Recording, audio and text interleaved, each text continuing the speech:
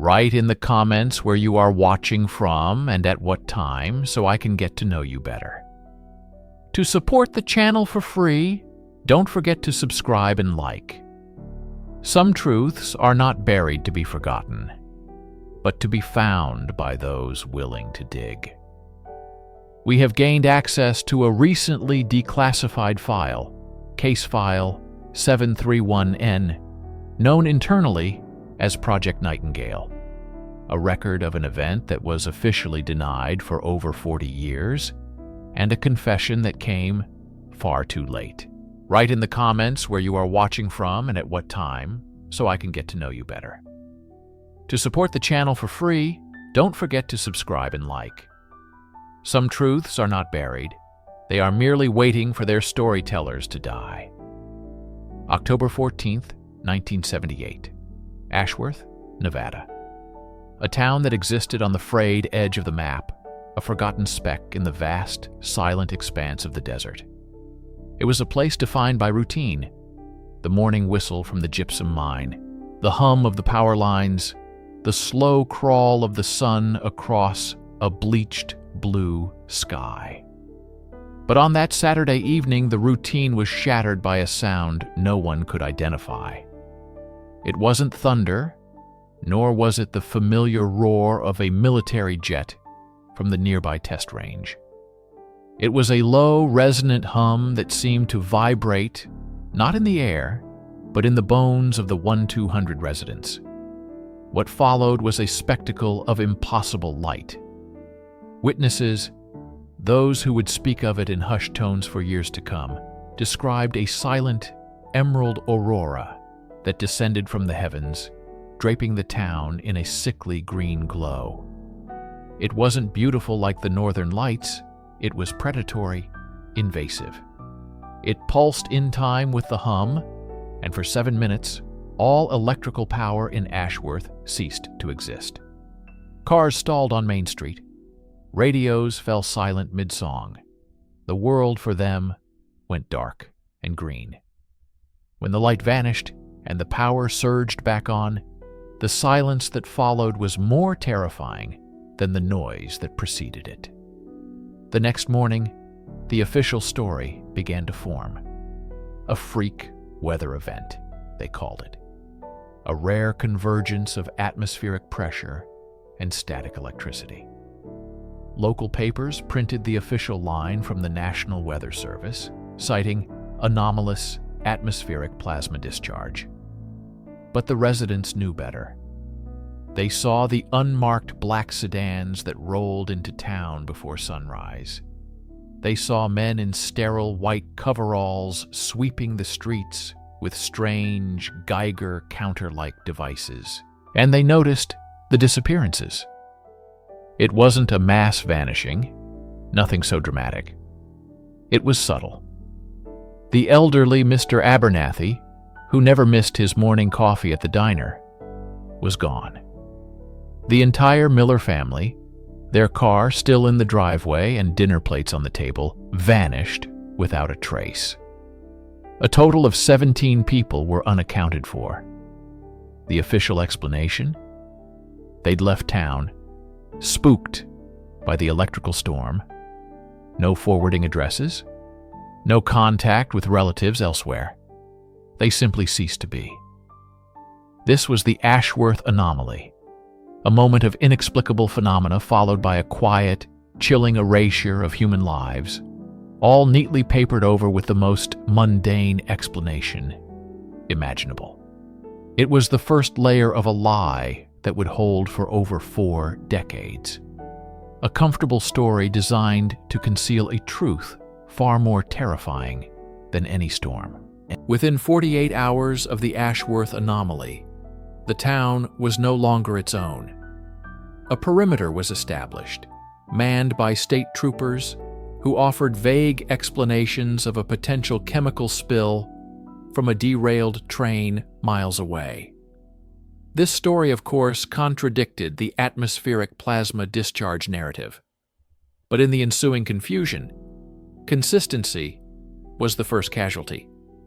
The real authority belonged to the quiet men in dark suits who arrived with the unmarked cars. They were from no agency anyone recognized, carrying credentials that were flashed too quickly to be read. They moved with an unnerving efficiency, systematically confiscating evidence and controlling the flow of information. Local Sheriff Hank Brody, a man who had served Ashworth for 30 years, found himself sidelined in his own office. His incident reports were collected and replaced with sanitized, pre-typed versions. His deputies were instructed to direct all inquiries to a newly established field office, which was little more than a trailer with a blacked-out satellite dish on its roof. The town's only journalist, a young man named Tim Hagen, who ran the weekly Ashworth Clarion, had his office raided. His notes, photographs of the green Aurora, and recorded interviews with eyewitnesses were all seized under a vaguely worded national security pretext. The official reason given was potential contamination of evidence. Hagen was warned, in no uncertain terms, that pursuing the story would be detrimental to his career and his health. This was the beginning of the wall. It was built not with bricks and mortar, but with fear, misdirection, and bureaucratic red tape. Anyone who spoke too loudly about what they saw received a visit. These weren't overt threats. They were quiet conversations about civic duty, the dangers of inciting panic, and the importance of remembering events correctly. Federal documents, later obtained through Freedom of Information Act requests decades later, show a concerted effort to classify anything related to Ashworth. The town's name appears in hundreds of documents from the Department of Energy, the Air Force, and an obscure agency known only as the Office of Terrestrial Security. But the documents themselves are almost entirely blacked out. Entire pages are covered in thick black redaction bars, leaving only prepositions and conjunctions. The official narrative was simple and unyielding. A weather event occurred, a few nervous residents left town, and a precautionary environmental survey was conducted. The 17 missing people were a statistical anomaly, a coincidence. The story was repeated so often, by so many different levels of authority, that it began to feel real. The wall of silence was absolute. For the outside world, Ashworth was a non-story. For the residents who remained, it was a memory they were strongly encouraged to forget. The truth wasn't just hidden. It was actively and systematically being unwritten. For 42 years, the wall of silence held.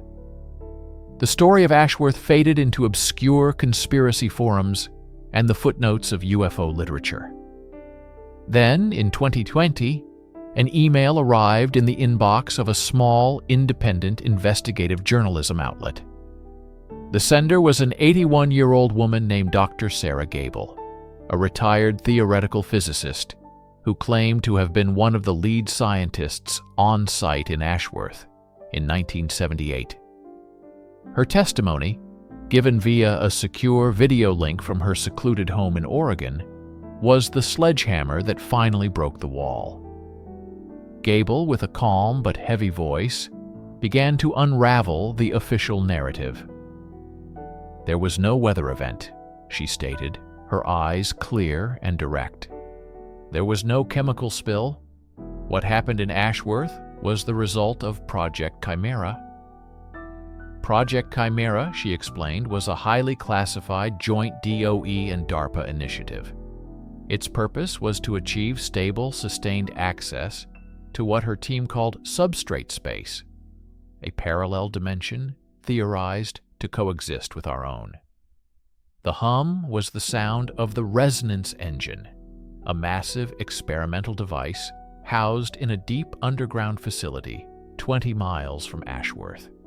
The green light was not plasma. It was effluent, a visual tearing of the veil between realities. We opened a door we didn't understand, Gable confessed, her voice trembling slightly. "We were arrogant. We thought we could control it." On October 14th, they lost control. The 7-minute event was a catastrophic energy cascade. The engine created a localized, temporary merger of the two dimensions. The power outage, the strange lights, it was all a symptom of reality itself becoming unstable. And the 17 missing people? They weren't vaporized or abducted, Gable said, pausing to collect herself. The process was a transposition. Where our reality thinned, theirs thickened. For a few moments, 2 different spaces occupied the same coordinates. The 17 individuals who vanished were simply in the wrong place at the wrong time. They didn't die. They were overwritten, replaced by the corresponding matter and energy from the other side. The cover-up was immediate and absolute. The potential for global panic, the strategic implications of such technology, it was deemed too dangerous for public knowledge. The men in suits were from the Office of Terrestrial Security, a rapid response unit tasked with containing and sanitizing such events. Gable herself was forced to sign a lifetime non-disclosure agreement backed by threats of treason charges. "I've lived with this for over 40 years, she concluded, tears welling in her eyes. "I've watched the families of the missing live in ignorance. The lie has eaten away at my soul. The truth, as monstrous as it is better than a comforting lie." Her testimony was the truth, finally admitted years later, by someone who could no longer bear its weight. Sarah Gable's testimony sent shockwaves through the few communities that still remembered Ashworth. While mainstream media largely ignored her claims, treating them as the ramblings of an old woman, her detailed technical explanations and knowledge of classified project names gave her story an undeniable ring of truth. Her confession also provided the missing context for the town's ultimate fate. 3 years after the 1978 incident, the remaining residents of Ashworth were bought out by the federal government under eminent domain. The official reason was persistent groundwater contamination from the old gypsum mine, a plausible, if convenient, excuse. The town was evacuated, fenced off, and declared a permanent federal exclusion zone. For decades, it sat empty, a ghost town patrolled by silent, unmarked vehicles. Gable's testimony explained why. The transposition wasn't clean, she revealed in a follow-up interview. The area around Ashworth is now dimensionally unstable. There are pockets where physical laws are inconsistent. We left behind monitoring equipment. The readings are still off the charts. The quarantine wasn't to keep people out because of chemical contamination. It was to keep them out because the very fabric of reality there was frayed. The area was a permanent, unpredictable wound between worlds. Satellite imagery shows the town slowly being reclaimed by the desert. But strange phenomena are still reported by those who venture near the perimeter. Unexplained lights, distorted radio signals, and a persistent, low-frequency hum that can sometimes be felt miles away. Gable's admission was a bombshell, but it wasn't a conclusion. It was a new beginning, raising more questions than it answered. If Project Chimera existed in the 70s, what is its status today? Are there other exclusion zones like Ashworth scattered across the country, each hiding a similar, terrible secret? And most chillingly, was Sarah Gable's confession the whole truth? Or was it just the part they were finally willing to admit? The truth, admitted years later, often serves a purpose.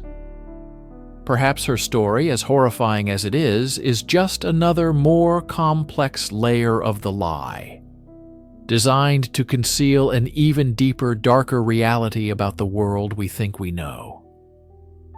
Ashworth, Nevada remains silent behind its fences, a monument to a secret partially told. It is a stark reminder that sometimes the truth we are given is not the same as the truth that is. Write in the comments where you are watching from and at what time so I can get to know you better. To support the channel for free, don't forget to subscribe and like. Some truths are buried so deep, they claw their way back to the surface as ghosts. For over 50 years, it was a ghost. A rumor whispered in the hushed corridors of intelligence agencies, a phantom file number referenced in heavily redacted footnotes of other, less damning reports. File 731N. Officially, it never existed. The official line, repeated ad nauseum during inquiries in the late 80s and 90s, was that it was a clerical error, a ghost in the machine of bureaucracy, a typo that took on a life of its own in the minds of conspiracy theorists. They lied. The truth they admitted years later, buried in a Friday afternoon document dump, was that File 731N was not only real, but it was the blueprint for a darkness our nation had sworn it would never embrace. The declassification wasn't an act of transparency. It was a surrender. The whispers had grown too loud, the evidence too persistent. The file, now digitized and available on a remote government server, is a sterile monument to inhumanity. It's hundreds of pages long, filled with dry clinical language that details something called the Nexus Program. The stated objective, in the chillingly passive voice of state secrecy, was the study of cognitive resilience under extreme sensory dissonance. This was not a study. It was torture, refined to a science. The documents describe methodologies with cold precision, prolonged sensory deprivation, psychoacoustic manipulation, and the administration of untested hallucinogenic compounds. The subjects are not named. They are merely alphanumeric codes, reduced to data points on a graph of suffering. The file details their physiological responses: heart rate, adrenal levels, neurological decay, with the detached interest of a biologist studying insects. But it's what the file omits that screams the loudest. It omits the ethics committee that should have overseen it. It omits the long-term consequences for the subjects who survived, if any did. And most importantly, it omits the location. The file is a map with no coordinates, a story with its most vital chapter torn out. The government admitted the program's existence, but they offered no apology, no reparations. They simply unlocked the archive, letting the cold, hard facts speak for themselves, confident that the sheer bureaucratic sterility of the report would numb the public to the horror within. They were wrong. For us, the archivists of the forgotten, this was not an end. It was a beginning. A key to a locked room we never knew existed. File 731N gave us the what, but it deliberately hid the where. For decades, the location of the Nexus Program was the subject of intense speculation. But buried deep within the file's logistical annexes, a single redacted shipping manifest provided a clue. A recurring delivery route to a decommissioned military zone in the remote uplands of the Aldridge mountain range. A place the locals called the Silent Valley. There, swallowed by pine and perpetual fog, lies the corpse of the Blackwood research facility. It was never on any official map. Its construction was hidden under the guise of a geological survey station. To the world, it was nothing. To the subjects of File 731N, it was everything. Our investigation took us there. The perimeter fence is rusted but intact. The warning signs for unstable terrain, a grim understatement. Inside, Blackwood is a time capsule of dread. The air is thick with the smell of damp concrete and decay. Corridors stretch into darkness, lined with doors whose small, barred windows now look out onto nothing but peeling paint and shadows. We found the observation rooms, their one-way mirrors now clouded with age, silent witnesses to unspeakable acts.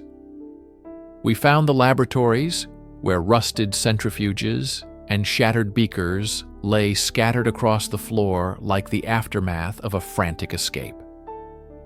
Most chilling were the containment cells in the facility's subterranean level.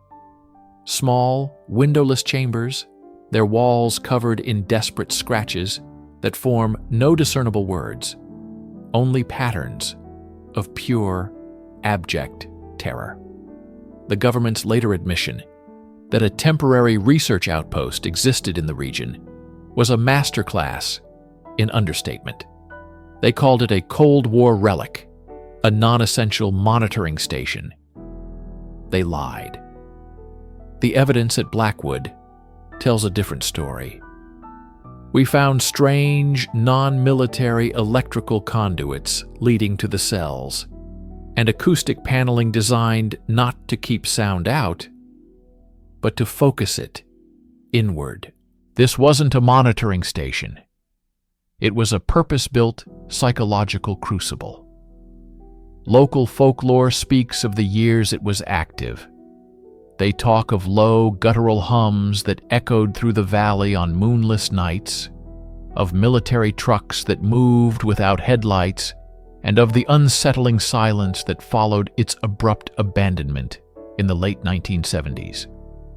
The facility wasn't decommissioned, it was deserted. As if one day, everyone simply vanished. Blackwood is the physical scar left by the Nexus Program. A concrete ghost that proves the truth they were forced to admit was only a fraction of the horror they tried to bury. Every secret history has its scribe, a figure on the inside who documents the fall. For the Nexus Program, that figure was Dr. Eris Thorne. His name appears only twice in the official file, listed as a consulting psychologist. But his role, we discovered, was far more central, far more sinister. He was the architect of the program's methodologies. His personal journal, acquired from a university archive, where it was mislabeled as Field Notes on Avian Behavior, is the Rosetta Stone to the madness of Blackwood. It is the truth he never admitted in life. The journal is not a confession in the traditional sense. It's a cold, meticulous record of a mind descending into an abyss of its own creation. Written in a complex substitution cipher, it took a team of cryptographers months to unlock its secrets.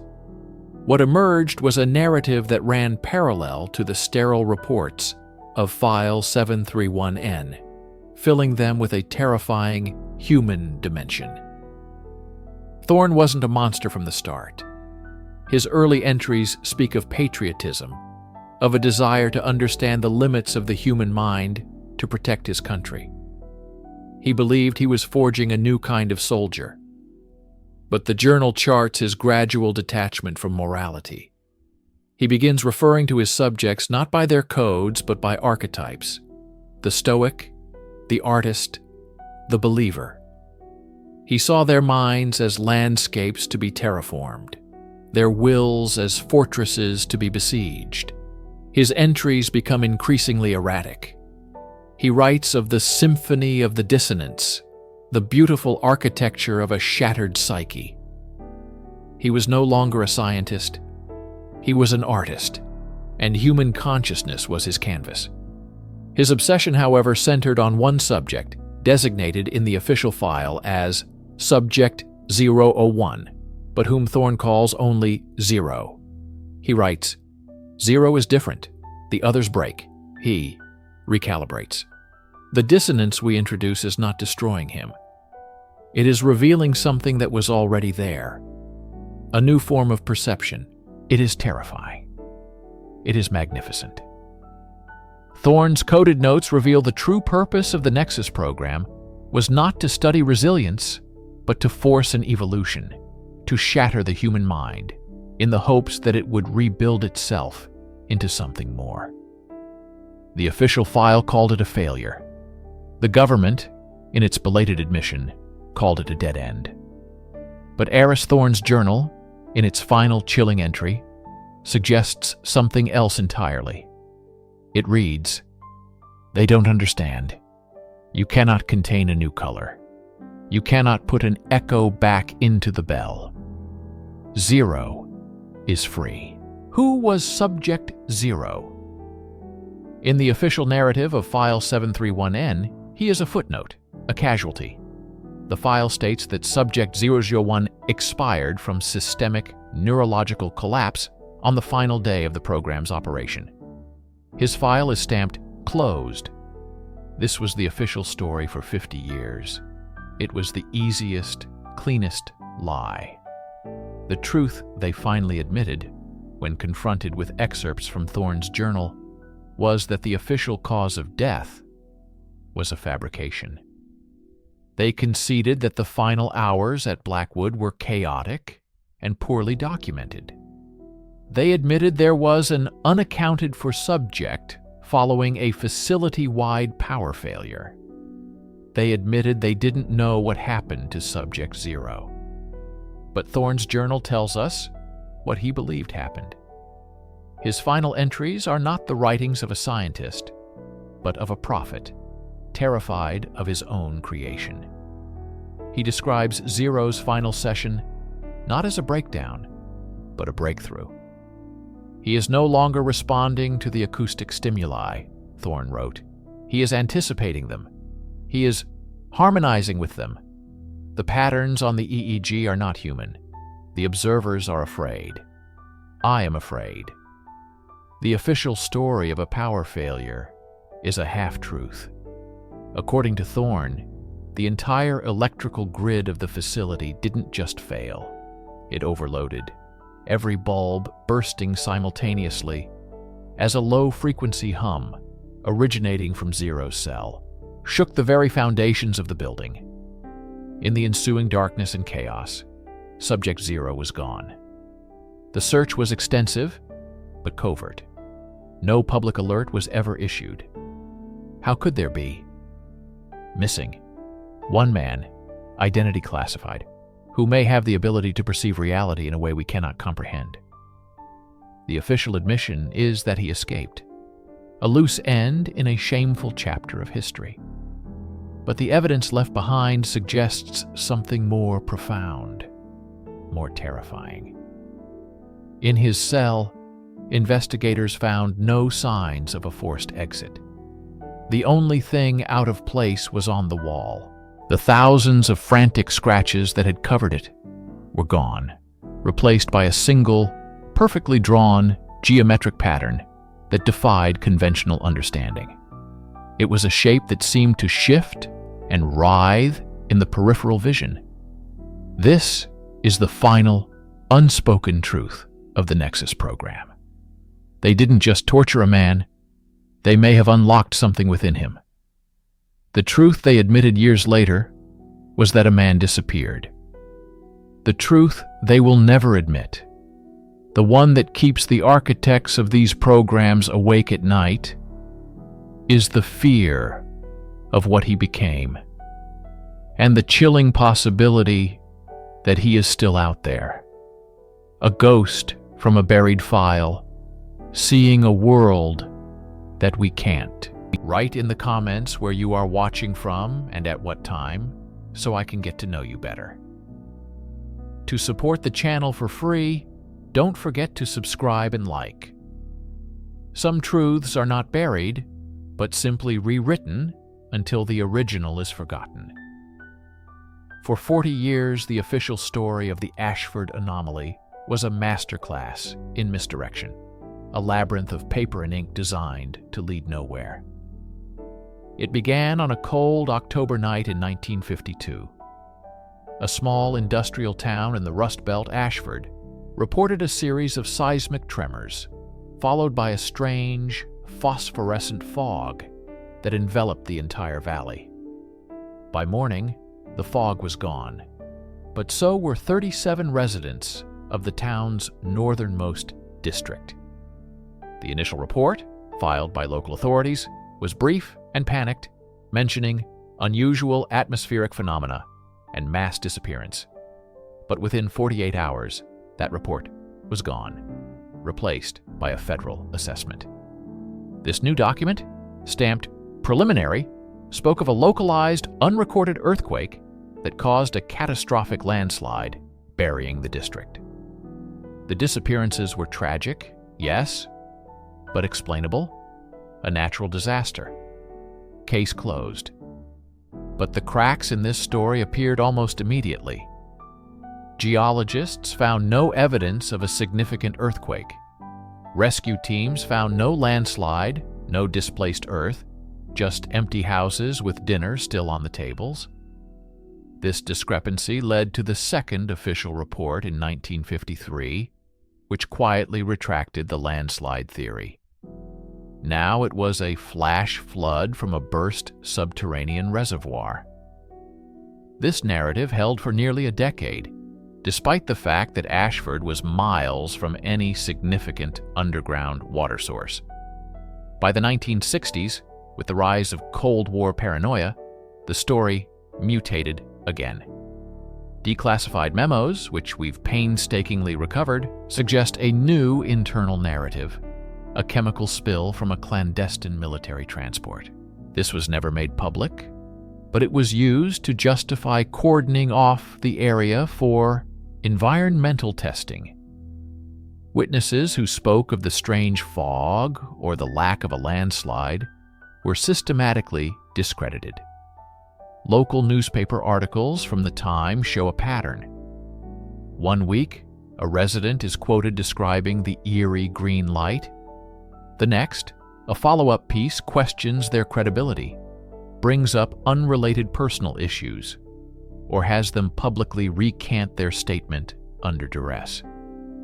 For 40 years, the official record was a revolving door of convenient tragedies: landslide, flood, gas leak, geological instability. Each report contradicted the last, yet each was presented as the definitive truth.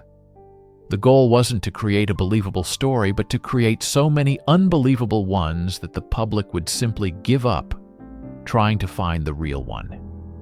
They were burying the truth not under dirt, but under paper. Each new file, each contradictory appendix, was another shovelful of bureaucratic soil, obscuring an event that refused to stay buried. The families of the lost were left with nothing but a collection of conflicting death certificates and the chilling silence of a government that could not keep its own story straight. History doesn't always repeat itself, but sometimes it rhymes. And in 1992, 40 years to the day after the Ashford anomaly, the rhyme was a deafening scream. In the remote desert town of Havenwood, Nevada, nearly 2,000 miles from the original incident, it happened again. The sequence was terrifyingly familiar. Unexplained, localized tremors that didn't register on any national seismograph. A strange, silent, iridescent mist that rolled in from the empty desert, clinging to the ground. And then, the silence. When state troopers arrived, alerted by a trucker on a nearby highway who saw the strange glow, they found a modern ghost town. Cars were left in the middle of the road, engines running. Televisions flickered in empty living rooms. But the entire population of Havenwood's Mesa Ridge housing development, 62 people, was gone. This time, however, the world was different. It was the age of 24-hour news and emerging internet forums. The initial reports couldn't be so easily contained. The official explanation, released with suspicious speed, was mass carbon monoxide poisoning from a previously unknown geological fissure. It was a plausible, scientific-sounding explanation designed for a modern audience. But a handful of independent journalists and amateur sleuths, digging through old, obscure case files, found the Ashford anomaly. The parallels were undeniable. The tremors, the fog, the disappearances without a trace. They called it the echo event. The authorities publicly dismissed any connection as morbid coincidence. They issued statements decrying conspiracy mongering and unfounded speculation. But behind the scenes, a different reaction was unfolding. We've obtained leaked internal communications from a multi-agency task force assembled within hours of the Havenwood event. The memos are frantic. They explicitly reference Protocol A52, a clear nod to the 1952 Ashford incident. They speak of containment failure and unforeseen cyclical recurrence. The public was being fed a story about a gas leak, but the architects of the original cover-up were scrambling, realizing that whatever they had buried in Ashford 40 years ago was not only back, but it was following a pattern. The echo event of '92 was a catastrophic mistake for them. It created a link, a tangible thread connecting two impossible events across time and space. It proved that Ashford wasn't a one-off tragedy, but the first data point in a terrifying equation. The contradictory reports of the past were no longer just a historical curiosity.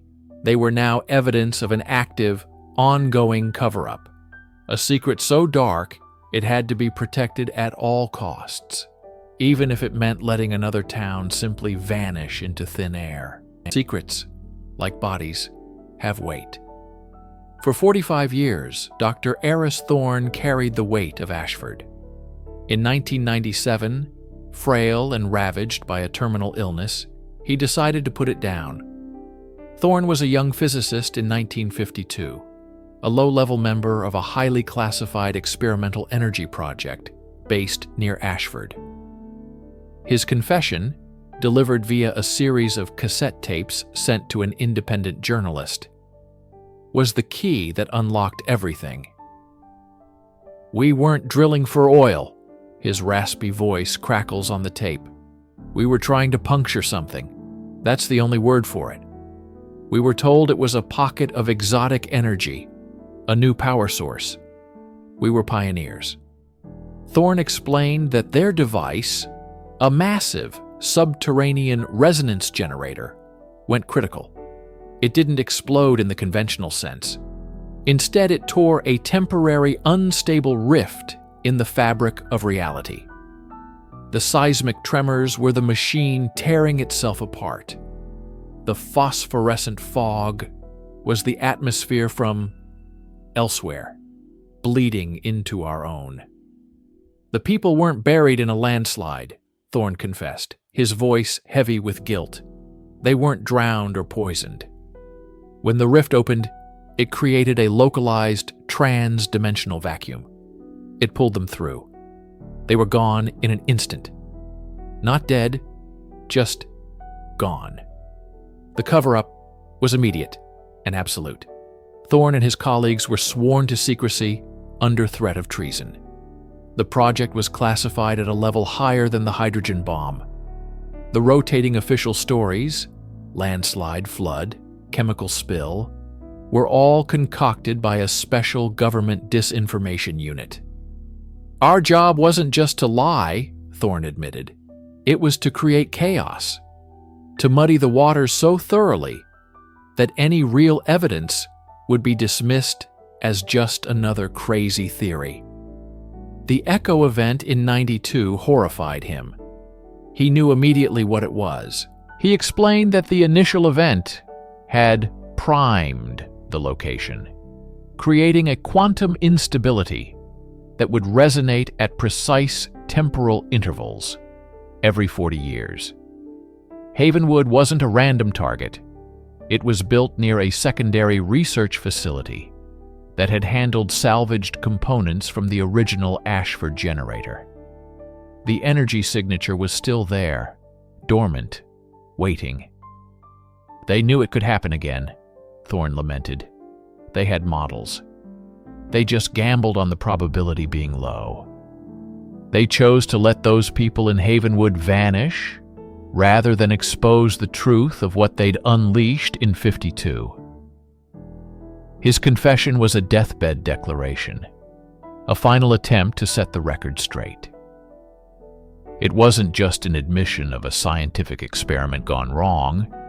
It was the testimony of a man haunted by the faces of 37 people he watched get erased from existence, and the 62 more who followed, all sacrificed to protect the single, terrible secret he could no longer keep.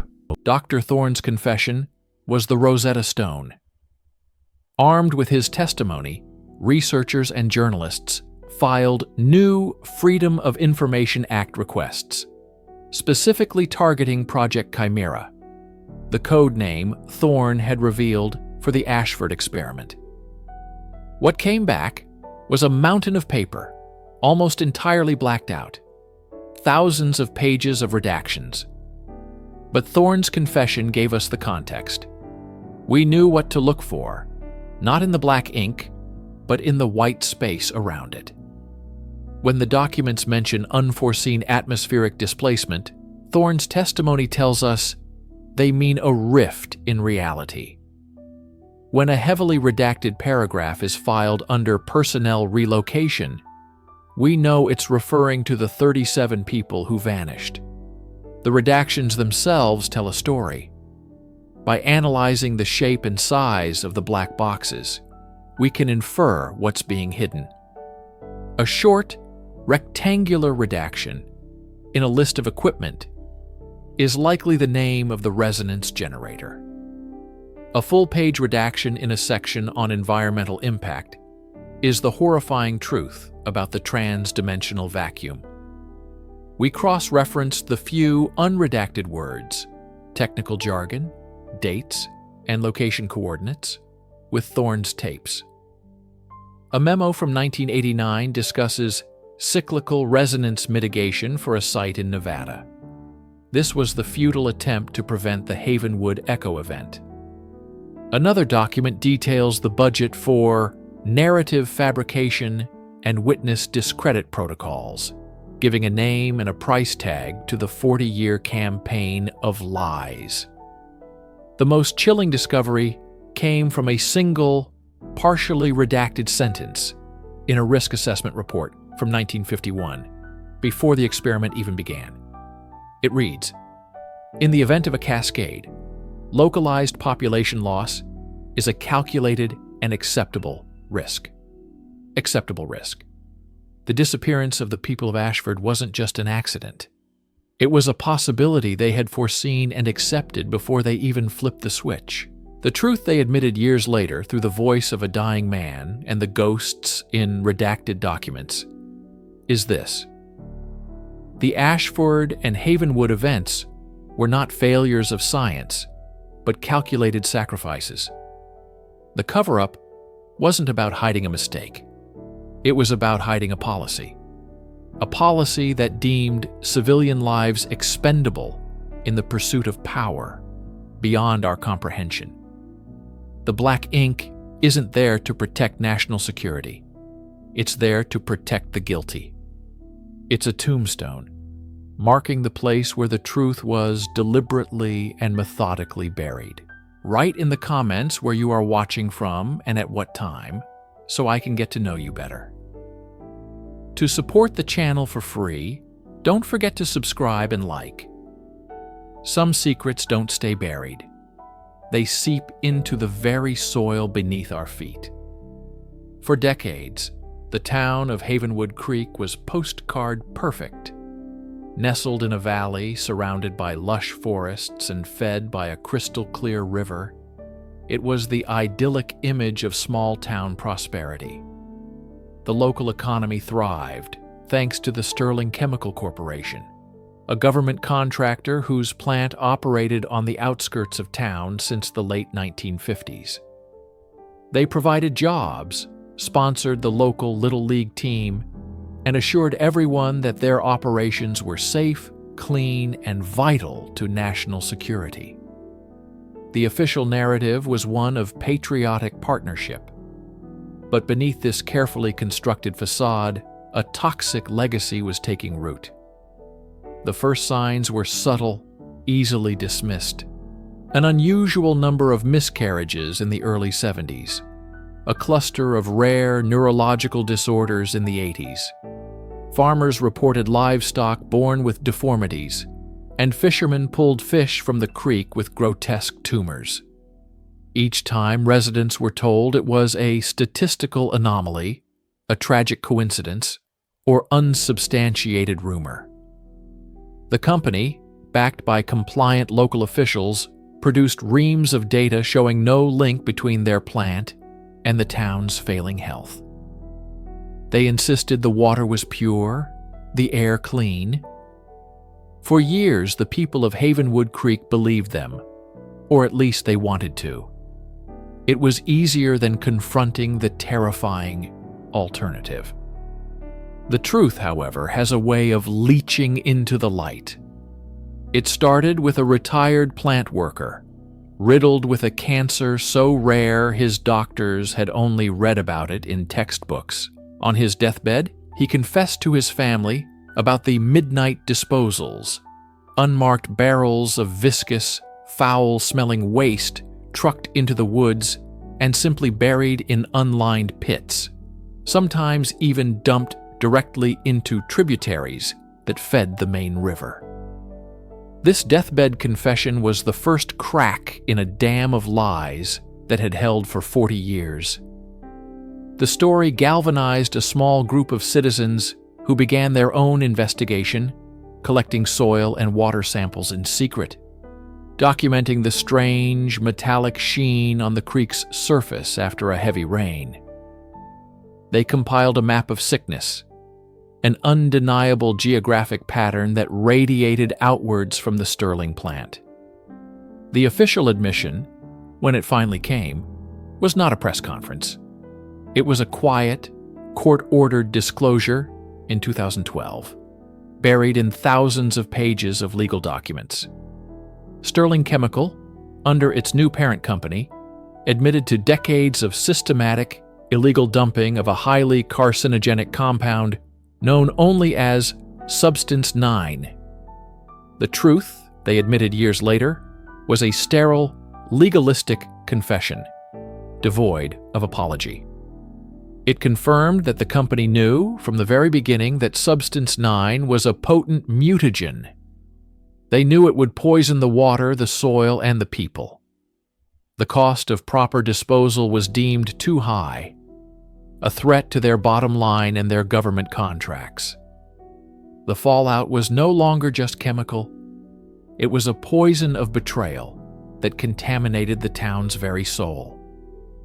The forests are still sick, the river is still dead, and the graveyards are full of people who were told their suffering was just a coincidence.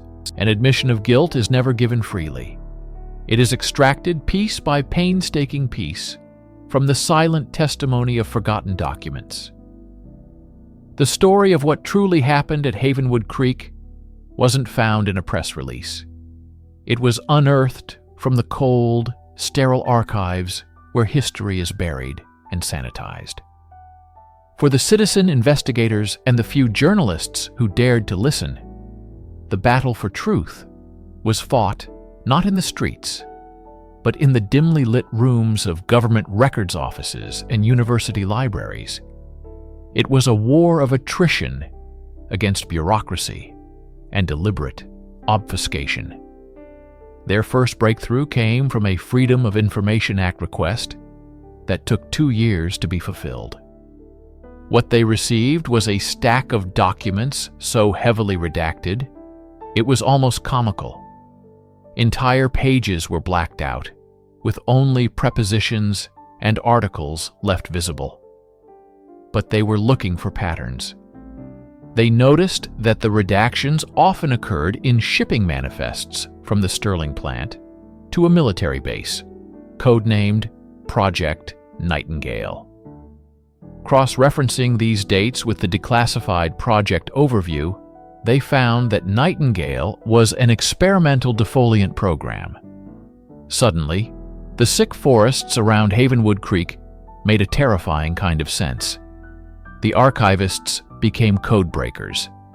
They created vast spreadsheets, logging every document number, every date, every redacted name. They discovered that certain personnel, a small, select group of chemical engineers, were transferred between Stirling and Project Nightingale with unusual frequency. These same names appeared on internal memos, also heavily redacted, discussing containment failures and unexpected environmental persistence. The term Substance 9 never appeared in these declassified files. Instead, they found cryptic references: the additive, the catalyst, or simply the asset. The pattern was clear. A secret was being hidden using a scattered, compartmentalized vocabulary. Each department only knew its own piece of the puzzle, preventing anyone from seeing the whole horrifying picture. The true smoking gun was found not in a government vault, but in the personal papers of a deceased university professor who had served as a consultant for Stirling in the 1960s. His notes, donated to his alma mater's library, were filled with chemical formulas and margin scribbles. One note read, "Persistence in groundwater, estimated at 200 plus years. Recommend immediate cessation." They called me alarmist. Beside it was the chemical structure for the compound they had been calling the additive.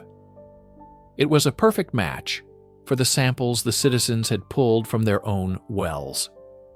The truth, they admitted years later, was not a sudden revelation of conscience. It was a forced surrender. When presented with the professor's notes, the shipping manifests, and the undeniable chemical data, the corporation's wall of denial finally crumbled. The patterns in the archives formed an unbreakable chain of evidence, linking the poisoned town directly to a secret military program and a corporation that chose profit over human life. The archive doesn't forget. It waits. On March 12, 2019, nearly 7 years after the initial court-ordered disclosure, the parent company of Stirling Chemical, now a global conglomerate named Omnigen, released its first and only public statement on the Havenwood Creek disaster. It was not delivered in a press conference with grieving families. It was not an apology etched onto a monument in the town square. It was a 600-word document uploaded to their corporate website at 11 p.m. on a Friday, a classic tactic to bury a story. The statement is a masterclass in corporate doublespeak, an architecture of words designed to simulate accountability while evading all responsibility. Let us dissect this artifact of deception. It begins. Omnigen acknowledges the operational challenges faced by its legacy subsidiary, Stirling Chemical, in the mid-20th century. Note the language. Not "we poisoned a town," but operational challenges. The use of legacy subsidiary distances the modern, clean-imaged Omnigen from the dirty deeds of its past self. The blame is shifted to a ghost. The second paragraph contains the core of the admission. It has come to our attention that certain waste disposal protocols of the era did not align with modern environmental standards. This is perhaps the most insulting sentence in the entire document. Did not align with modern standards is a gross understatement for illegally dumping a known carcinogen into a community's water supply. It frames the crime as a simple matter of outdated practices, as if they were guilty of nothing more than using the wrong type of filing cabinet. The truth, they admitted years later, was carefully curated. The statement goes on to say, "Mistakes were made, and we regret any unintended impact on the local community." The passive voice is a shield. Mistakes were made. By whom? The phrase deliberately avoids naming a single person or department. It suggests a vague, nebulous error, like a typo in a memo, not a conscious, multi-decade policy of poisoning people for profit. And the word unintended is a calculated lie, directly contradicted by the internal documents that showed they knew exactly what the impact would be. The statement concludes by highlighting Omnigen's commitment to the future, a multi-million-dollar community revitalization fund and ongoing remediation efforts. This sounds noble, but court documents revealed the fund was a fraction of 1% of their annual profit, and the remediation consisted of little more than putting up warning signs by the contaminated river. It was a financial maneuver, a cost of doing business, designed to placate shareholders and end lawsuits. There was no mention of the people who died, no mention of the cancers, the birth defects, the generations of lives shattered. The 2019 statement was not the truth. It was the final layer of insulation, a carefully worded legal document masquerading as a confession. It was the truth, but only the parts they were forced to admit, stripped of all context, humanity, and justice. For the world, the 2019 statement was a footnote, a closed case.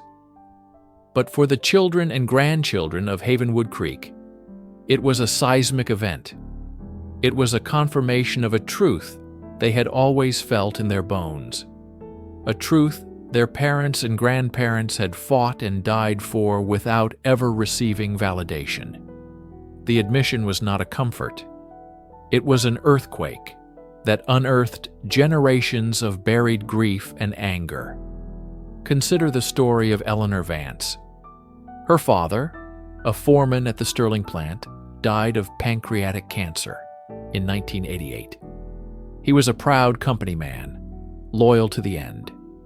He refused to believe the rumors about the plant, defending Sterling to his skeptical neighbors, even as his body wasted away. He died believing he was just unlucky. For Eleanor, reading the admission was a moment of profound, gut-wrenching betrayal. The company her father dedicated his life to had knowingly killed him, and worse, had allowed him to die defending them.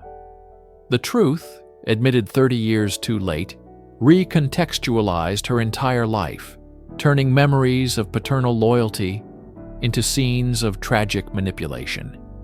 Then there is the case of the Miller family. 3 of their children, born in the late 70s, suffered from severe autoimmune disorders their entire lives. Doctors were baffled. The parents blamed themselves, wondering if it was some hidden genetic flaw. They lived with a quiet, gnawing guilt for decades. The 2019 statement, which confirmed that Substance 9 was a known immunotoxin, didn't bring closure. It brought rage. The guilt they had carried was not theirs. It had been placed upon them by a corporation that watched their family suffer in silence. How do you process an apology that arrives long after the funeral? What is the value of a truth that can no longer be heard by those who needed to hear it most? For the descendants, the fight is not over. They now fight for memory. They gather in the town hall not to discuss remediation funds, but to read the names of the dead. They share old photographs and stories, piecing together the human cost that the corporate statement so carefully omitted. They are creating their own archive, one of flesh and blood. to stand against the redacted, sterile history written by their betrayers. The truth they admitted years later did not heal the wound. It simply gave it a name. For the families who never knew, the admission is not the end of the story. It is the beginning of a new, painful chapter, the chapter of remembrance, and the long, arduous search for a justice that money can never buy. Write in the comments where you are watching from and at what time, so I can get to know you better. To support the channel for free, don't forget to subscribe and like. Some truths don't just stain history, they irradiate the very soil it's built on. Narrator, we call them exclusion zones, sacrificed land, areas cordoned off from the world, ostensibly for our own safety. The official story is always one of containment, of an accident managed, a crisis averted. We are shown charts, graphs, and told about half-lives. We are assured that nature is reclaiming the land. For decades, this was the narrative surrounding the Kishtim disaster in the Soviet Union, the Plume incident at Windscale in the UK, and countless other lesser-known radiological events. The truth they admitted years later was never just about the initial error. It was about what came after. It was about what was left behind. Narrator. When these zones were established, the public was told the danger was the immediate radiation, a threat that would decay, predictably, over time. But what if the danger evolved? In the late 1990s, after the collapse of the Soviet Union, Western scientific teams were granted limited access to the East Ural Nature Reserve, the permanent exclusion zone created after the 1957 Kishtim catastrophe. Their initial findings were consistent with expectations, but their long-term monitoring equipment began registering anomalies, erratic energy spikes that defied known models of radioactive decay. These weren't simple hotspots. They were transient, phantom-like signals that would appear and vanish.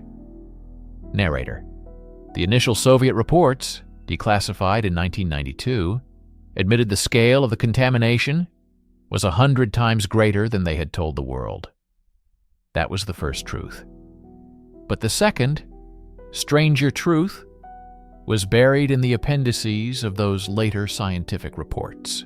The researchers noted what they termed residual phenomena. They documented strange patterns of phosphorescence in the soil at night, not linked to any known bioluminescent organism. They recorded audio frequencies outside the range of animal or geologic origin. Local folklore, long dismissed as peasant superstition, spoke of the zone's whispers and of a glowing sickness that wasn't just physical. It was as if the intense trauma of the event had imprinted itself onto the environment in ways our science was not yet equipped to understand. The truth they were forced to admit wasn't just about lingering cesium-137. It was about a phenomenon for which they had no name, a ghost in the machine of atomic physics. Narrator. Evidence is a silent witness. For decades, it can lie dormant, sealed in an evidence bag, filed away in a cold case locker, its story muted by the technology of the time. The official narrative solidifies around it, becoming accepted fact. A suicide, an accidental overdose, a tragic, unavoidable fire, case closed. But time, which buries so much, also births new ways of seeing. And sometimes what they see forces an institution, a government, to admit a truth they had successfully buried for a generation. Narrator. Consider the case of political activist Julian Finch, found dead in his apartment in 1978. The official cause of death was asphyxiation from a faulty gas heater. His outspoken criticism of a powerful corporate lobby was noted but dismissed as motive. The case was shut, the narrative set in stone. For 40 years, that was the truth. But in 2018, a cold case initiative, armed with technologies unimaginable in the 70s, reopened the file. They didn't have new witnesses or a deathbed confession. They had the contents of Julian Finch's fingernails, preserved for 4 decades. Narrator: using mass spectrometry and DNA sequencing, forensic analysts found something that couldn't be explained by a faulty heater. Under his nails were trace amounts of a unique, synthetic paralytic agent, one known to have been secretly developed and tested by a private security firm with deep ties to the very corporation Finch was investigating. The agent induced rapid respiratory failure, perfectly mimicking the effects of carbon monoxide poisoning. It was the perfect crime, undetectable by 1970s toxicology. The evidence had been there all along, waiting for science to catch up. Faced with this irrefutable data, a spokesperson for the now rebranded corporation was forced to issue a statement. It didn't admit to murder, but it did admit to funding advanced interrogation research during that era, conducted by the security firm in question. It was a carefully worded, legally sanitized confession. The truth, admitted decades later, wasn't screamed from the headlines. It was whispered in a press release, a quiet, chilling acknowledgement that the official story had been a lie from the very beginning. Narrator: some secrets are not kept to cover up a failure, but to hide a terrifying success. They are buried in black budgets, hidden under innocuous code names, and shielded by layers of national security. Project Nightingale began in 1963. On paper, it was a Department of Defense initiative to study battlefield communication and troop morale. Its public-facing documents spoke of improving radio signals and psychological resilience. For 30 years, that was its cover. The truth, admitted only after a series of heavily redacted documents were declassified through a Freedom of Information lawsuit in 1995, was infinitely more disturbing. Narrator: Project Nightingale was not about improving communication. It was about weaponizing it. Its architects believed they could implant thoughts, moods, and even commands directly into a subject's subconscious, using low-frequency audio waves and subliminal messaging. They weren't broadcasting words. They were broadcasting feelings. Dread, paranoia, unquestioning loyalty. The program's volunteers were often culled from psychiatric institutions or military prisons, individuals whose testimony would be easily dismissed. The declassified files detail experiments conducted in soundproof chambers in abandoned military bases across the country. They speak of auditory drivers and behavioral resonance. Narrator: the program was officially terminated in 1989, deemed a failure in its final report. That was the official truth. But the truth admitted years later, pieced together by investigative journalists who tracked down former Nightingale scientists, was that the program hadn't failed. It had become too successful. One anonymous source, his voice disguised, admitted they had achieved behavioral compliance in over 60% of late-stage subjects. The technology worked. The moral and ethical implications of possessing such a weapon, however, were so profound that the program's own leadership recommended it be buried. The legacy of Nightingale wasn't the technology itself, but the terrifying knowledge that it was possible. The truth they finally admitted was that for a time, a handful of men held the key to overriding human free will. And the only thing that stopped them was their own fear of what they had created. Narrator: We have journeyed through the irradiated soil of exclusion zones, into the sterile light of the forensic lab, and deep within the redacted files of clandestine programs. In each case, a truth was eventually, reluctantly, admitted. A partial narrative released decades after the fact, often under duress, forced by new science, whistleblowers, or the simple, relentless passage of time. They admit what they must, when they must. They concede that the radiation was worse than they said, that the cause of death was not as it seemed, that the secret program did, in fact, exist. Narrator. But this pattern reveals a more profound and unsettling question. It's not about the truths that have been admitted, but about the nature of official records themselves. History, we are taught, is written by the victors. Perhaps it is more accurate to say that history is the first draft, and the truth is the heavily redacted revision that is only published when the authors are long gone. The admission of a past lie serves a strategic purpose. It acts as a release valve for public pressure, creating the illusion of transparency.